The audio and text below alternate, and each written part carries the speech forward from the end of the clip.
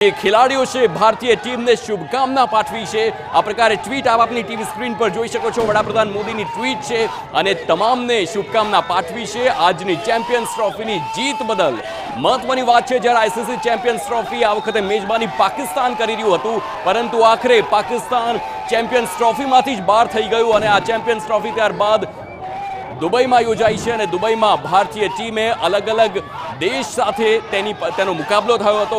મહત્વની વાત છે, પાકિસ્તાન હોય, ઓસ્ટ્રેલિયા હોય, ન્યૂઝીલેન્ડ હોય અને આખરે ફરી એકવાર ન્યૂઝીલેન્ડને ફાઇનલમાં પરાજય આપી આ ઐતિહાસિક જીત મેળવી છે।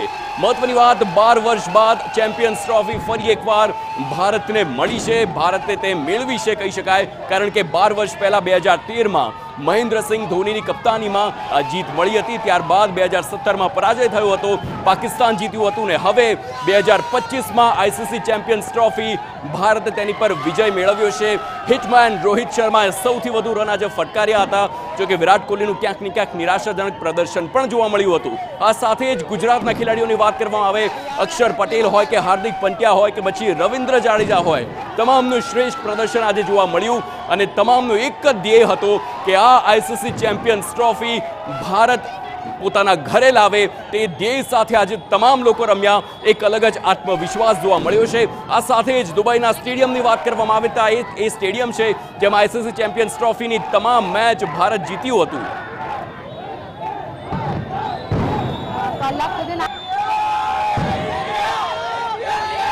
અમિત શાહે પણ કેન્દ્રીય ગૃહપ્રધાન અમિત શાહે પણ ટ્વીટ કરી અને તમામ ખેલાડીઓને શુભકામના પાઠવી છે। આ ટ્વીટ આપની ટીવી સ્ક્રીન પર જોઈ શકો છો। પ્રધાનમંત્રી નરેન્દ્ર મોદી સાથે જ કેન્દ્રીય ગૃહપ્રધાન અમિત શાહે પણ ટ્વીટ કરી અને ભારતીય ખેલાડીઓને શુભકામના પાઠવી છે।